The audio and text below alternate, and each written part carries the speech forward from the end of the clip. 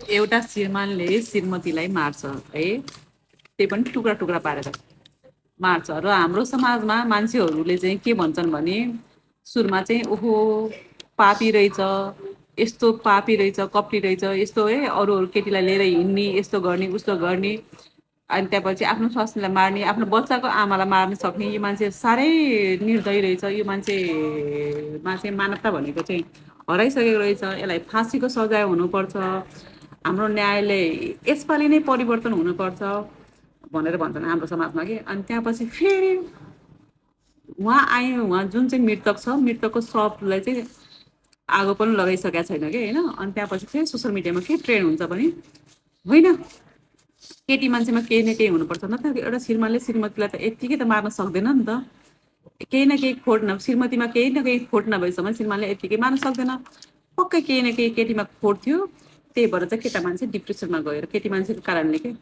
है, केटी मान्छेको कारणले केटा मान्छे डिप्रेसनमा गएर स्वास्नीलाई मारेको, यत्तिकै केटा मान्छेको मात्रै फल्ट होइन भन्छ फेरि त्यो ट्रेन्ड है। अनि त्यहाँपछि फेरि के हुन्छ भने उनीहरूको डिभोर्स हुनुभन्दा अगाडिको भिडियोहरू ट्रेन्डमा ल्याइन्छ है। अनि उनीहरूको भिडियो ट्रेन्डमा लिएर आएर लाइभमा आफ्नो बुढालाई यस्तो भनिरहेछ, आफ्नो बुढा हुँदा हुँदा पनि के भन्छ अरे अरू केटाहरूलाई चाहिँ म बोयफ्रेन्ड बनाउन सक्छु मैले चाहेँ भने भनेर भन्न सक्ने रहेछ। देख्यौ त्यो केटीमा यति खोटै छ, त्यही भएर श्रीमानले बाटोमै आएर है आफ्नो बच्चाको आमालाई बाटोमै छप्काइदियो। कता गइरहेछ हाम्रो नेपाली समाज, कता गइरहेछ सोच।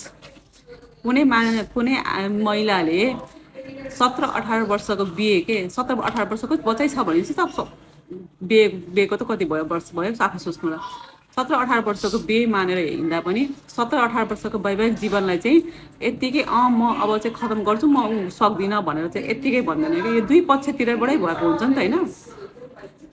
आफ्नो बच्चाको लाइफ, आफ्नो लाइफ र त्यो छोडिराखेको हस्बेन्डको लाइफ पनि उसले सोचेको अनुसारै जाओस् भनेर चाहिँ त्यो डिभोर्स जान्छ क्या। त्यो एक पछि मात्रै डिभोर्स हुँदैन नि त, एक पछिले मात्रै डिभोर्स दिने होइन नि त होइन। अनि त्यो मान्छे मेरो टाउको तात्छ क्या यस्तो मान्छे देखेर क्या।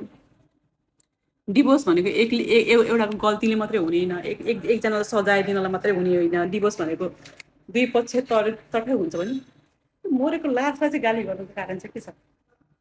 अहिले हिजो एक दिन अगाडि बिचरा, भोलिपल्ट फेरि यस्तो डोमेस्टिक भाइलेन्स भन्दा थाहा थाहा छैन क्या। मान्छेले घरभित्र पिट्ने धम्काउने गर्ने थाहा छैन, त्यो बुझिन्छ कि बुझिन्न कि त्यही मानसिकताले हिँड्नु भएको छ हजुरहरू पनि। मान्छे डिप्रेसनमा गयो भने या यो खुस्केको छ भने साइकाट्रिस्टहरू हुन्छन्, त्यहाँ हस्पिटलहरू हुन्छ, डक्टरहरू हुन्छन्, थेरेपी लिन मिल्छ, धेरै अप्सन हुन्छ, बुझ्नुभयो नि। त्यसरी मान्छे छप्काइँदैन। डिप्रेसनमा त्यो महिला थिएनन् होला, 17-18 वर्षसम्म त्यो टर्चर खाएको महिला चाहिँ के डिप्रेसनमा थिएनन् होला, आफूलाई कन्ट्रोल गरेर बसेको थियो कि औषधि खाएर बसेको थियो कि थियो होला नि त होइन। उसको मानसिक स्थिति कसरी विचार गरेन प्लिज।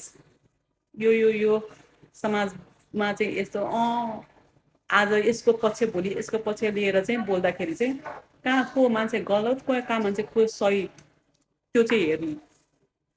मरेको मान्छे त मरिसक्यो कि बाँच्ने बच्चाहरूको लागि सोच्नुहोस्। कसको साथ लिएर चाहिँ कसको सपोर्टमा बोल्दैछु भन्दाखेरि एकचोटि चाहिँ मान्छेको पुरा औँलाएर, मान्छे हेरेर, मान्छेको चरित्र हेरेर, मान्छेको सबै कुरा हेरेर बन्द गर्नु। कुन मान्छेको लागि सपोर्ट गर्दै हुनुहुन्छ हजुरहरू अहिले? या छ नि मिडियामा चाहिँ नाङ्गा नाच गर्ने मान्छेहरू सपोर्ट गर्नुहुन्छ, अलि विचार गर्नु। डिप्रेसनमा हजुरहरू पनि हुनुहुन्छ होला, ख्याल गर्नु।